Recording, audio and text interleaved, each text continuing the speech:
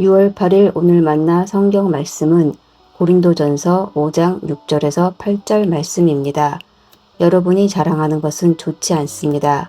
여러분은 적은 누룩이 온 반죽을 부풀게 한다는 것을 알지 못합니까? 여러분은 새 반죽이 되기 위해서 묵은 누룩을 깨끗이 치우십시오. 사실 여러분은 누룩이 들지 않은 사람들입니다. 우리들의 유월절 양이신 그리스도께서 희생되셨습니다.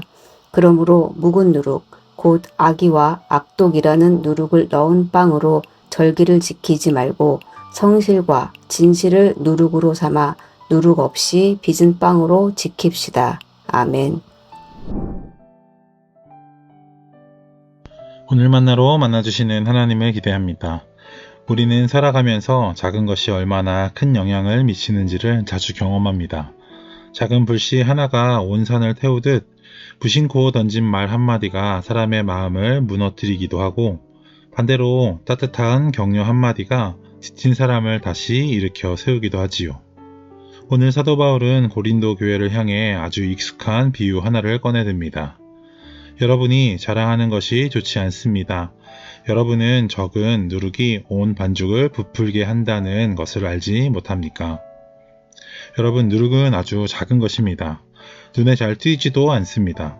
하지만 반죽 속에 들어가면 시간이 지날수록 온 덩이에 퍼져갑니다. 바울은 바로 이 누룩의 속성을 통해 우리의 신앙과 공동체를 돌아보게 합니다. 당시 고린도 교회 안에는 아주 심각한 죄의 문제가 있었습니다. 그런데 바울이 더 안타깝게 여긴 것은 죄 자체보다 그 죄를 대수롭지 않게 여기고 있었다는 점입니다. 고린도 교회 성도들은 자신들이 은사도 많고 지혜도 있고 부족함이 없다고 생각했습니다. 그래서 바울은 단호하게 말합니다. 여러분이 자랑하는 것이 좋지 않습니다. 죄를 가볍게 여기고 방치하는 태도, 이것이 누룩처럼 공동체 전체에 퍼져 갔다는 것입니다. 그런데 이 말씀은 고린도 교회만의 이야기가 아닙니다. 우리 안에도 이런 누룩이 남아있을 때가 있기 때문입니다. 이 정도는 괜찮겠지. 굳이 내가 저 사람을 품어야 하나? 내 말이 틀린 건 아니잖아. 이런 작은 마음들이 반복되기 시작하면 어느새 공동체의 분위기는 달라집니다. 흥미로운 것은 성경이 누룩을 항상 부정적으로만 사용하고 있지 않다는 점입니다. 예수님은 마태복음 13장에서 하나님 나라를 누룩에 비유하셨습니다.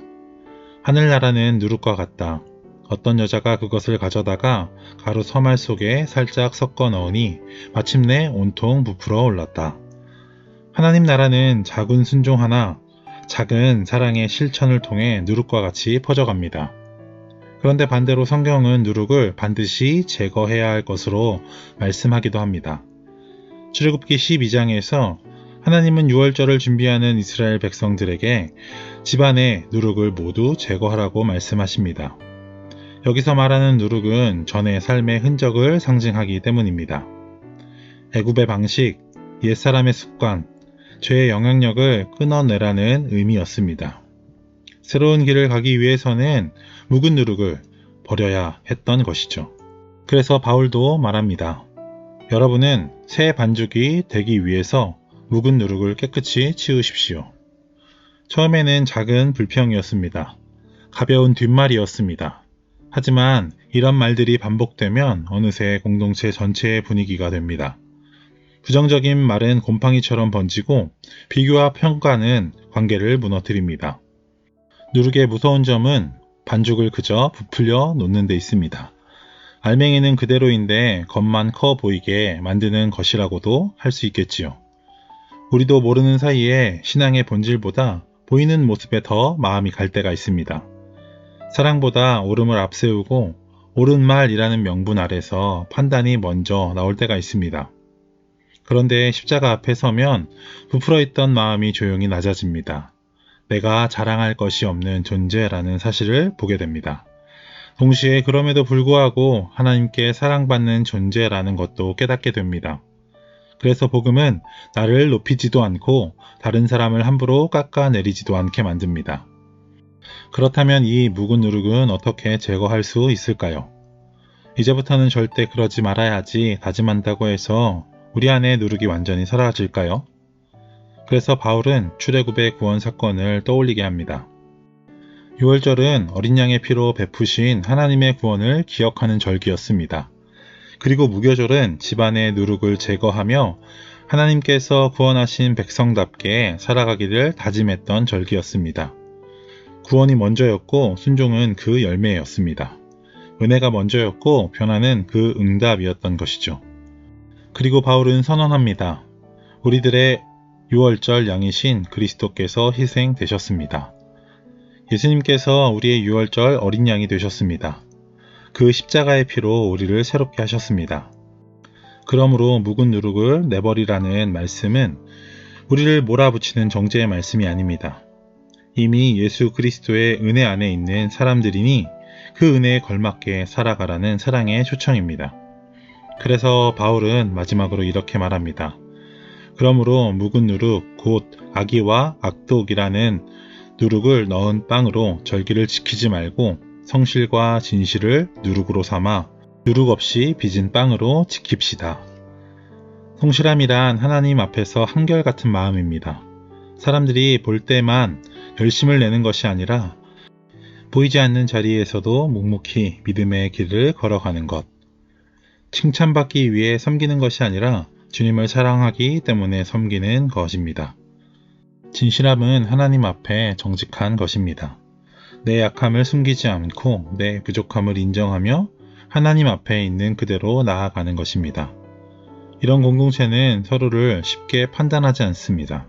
오히려 연약함 앞에서 함께 십자가 앞으로 나아갑니다. 사랑하는 성도 여러분, 오늘 말씀은 우리를 정죄하기 위한 말씀이 아닙니다. 바울은 신앙 공동체를 향해 함께 묵은 누룩을 버리자고 권면합니다. 교회는 완벽한 사람들의 모임이 아닙니다. 저마다 연약함과 상처를 안고 찾아와 예수님의 은혜 안에서 함께 새로워져 가는 공동체입니다. 그러므로 우리는 서로를 향해 손가락질하기보다 함께 회복의 길을 걸어가야 합니다. 오늘 이 아침 우리 안에 남아있는 교만과 비교와 죄라는 묵은 누룩을 십자가 앞에 내려놓기를 원합니다. 그리고 그 자리에 은혜의 누룩, 사랑의 누룩, 격려의 누룩이 퍼져가길 소망합니다. 그때 하나님께서 우리 가정과 순모임과 교회를 새로운 반죽처럼 다시 빚어 가실 것입니다. 더 나아가 세상 속에서 하나님 나라를 살아내는 거룩한 공동체로 사용하실 줄 믿습니다. 기도하겠습니다. 하나님 아버지, 우리 안에 남아있는 교만과 비교, 판단과 정죄의 묵은 누룩을 십자가 앞에 내려놓게 은혜의 누룩을 사모하게 하시니 감사합니다. 유월절 어린 양 되신 예수 그리스도의 은혜로 날마다 새로워지게 하시고 성실함과 진실함으로 살아가게 하여 주옵소서.